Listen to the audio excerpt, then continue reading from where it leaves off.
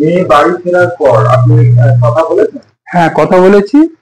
ও বললো না, আমার কেউ টর্চারও করেনি, আর আমার সঙ্গে কেউ খারাপ ব্যবহার কোনো কিছু করেনি। ধর্ষণের অভিযোগে তো গ্রেপ্তার হয়েছে।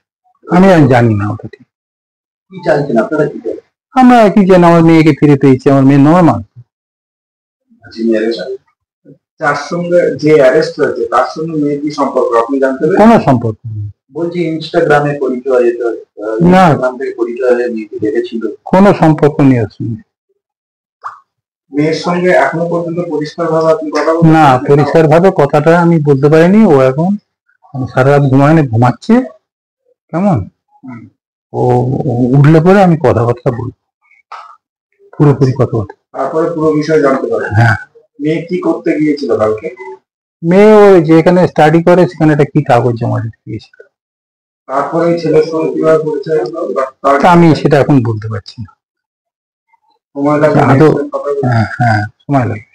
কি মনে হয় মেয়ে কি মানসিকভাবে ভেঙে পড়েছে? না না, সে স্ট্রং এসে। আপনার মেয়ে হরিদেবপুর থানায় কমপ্লেন লেখেন? হরিদেবপুর থানা ওকে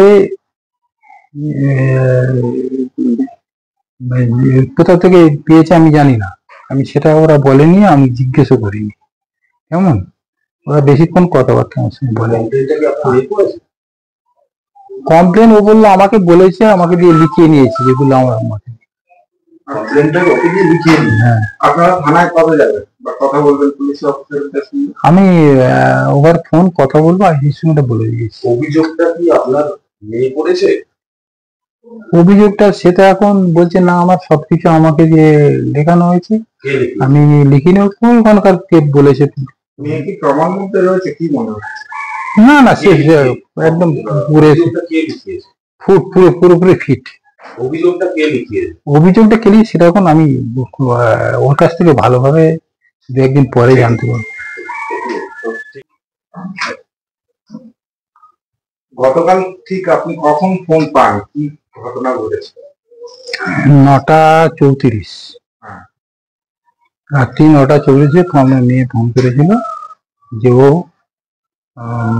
গাড়ি থেকে পড়ে গিয়ে মানে খুব জোরে গুরুতর অসুস্থ হয়ে গেছে, পরে ওর সেন্স চলে যায়।